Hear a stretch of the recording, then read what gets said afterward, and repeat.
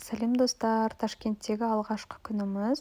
Бүгін қыдыруға шықтық. Таңертең ерте тұрып, бірінші Бесқазанға барып, таңғы асымызды жейік деп, осы оразамызды пловпен аштық. Өте дәмді екен шынымен де.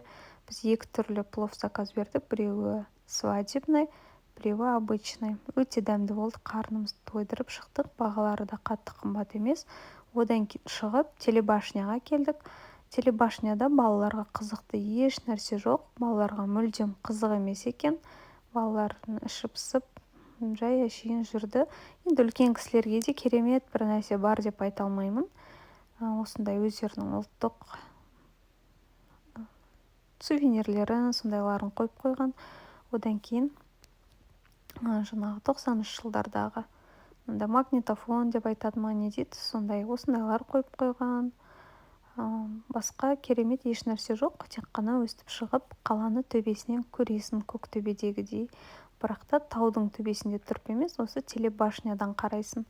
Басқа ондай керемет еш нәрсе жоқ. Одан шығып Magic Cityға келдік. Magic Cityға келіп балаларды ойнатайық деп шештік. Бірінші осылай кішкене ішін аралап алдық, не бар екен барлығын көріп. Бірақ та мына бала мүлдем бізге дұрыс қыдыруға, демалуға мұрша бермеді. Қалаған затын алып берсек те тағы деп 3 ойыншықты қатарынан алдыртты. Бұл жерде енді парктың іші болғаннан кейін бағасы да қымбат қой.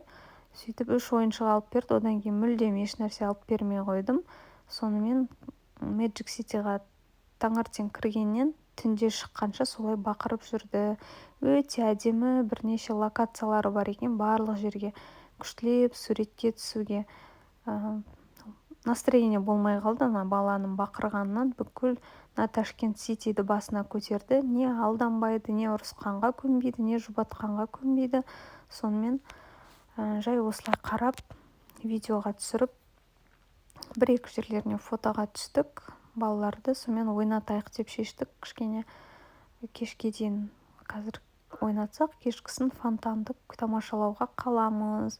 Осындай өте керемет екен. Парк қыдырып, таза ауада демалып жүрсеңіздер де болады.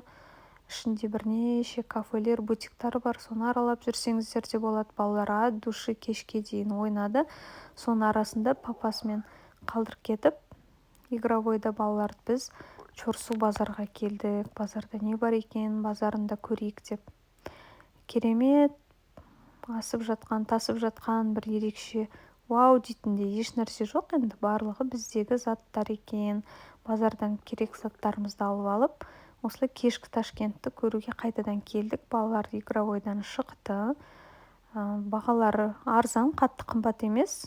200 мың теңгемен спокойно келіп, жақсы демалып кетсеңіздер болады. Осындай фонтанды тамашаладық. Фонтан музыкамен ойнайды. Музыкасын мен алып тастадым, өйткені YouTube блокқа жібереді музыкамен салсам. Осылай фонтандар под музыкой билейтін танцующие фонтаны деймі. Сондай фонтандар екен. Балалар көріп, қуанып, эмоцияларын көрсет, үлкендері солай не істеді. Кіші ұл, Айтөре ол деген осы бақырғаннан, сол күндіз бақырғаннан әлі бақырып жүр, жылап қалаған бәрін алып беріп жатсақ та, ол емес деп, сонымен осы фонтанды тамашалап, көре салып, үйге қарай қайтамыз деп шешіп тұрмыз. Отельге қайтпасақ болмайды. Ертең таңертеңгісін ерте тұрып, Айшаны конкурсқа алып бару керек. Ол конкурс болатын жер қаладан 80 километр жерде екен. Таңертеңгісін сағат 6-да тұрып, Яндекс шақырып, сол жаққа қарай жол жүреміз. Өстіп, кешкі Ташкентті де тамашалап, отелімізге қарай қайттық. Ертең Ташкенттегі екінші күнді көргілеріңіз келсе, келесі видеоға кіріңіздер. Ташкенттегі екінші күнді саламын. Маған тіркелмеген болсаңыздар, міндетті түрде тіркеліп кетіңіздер.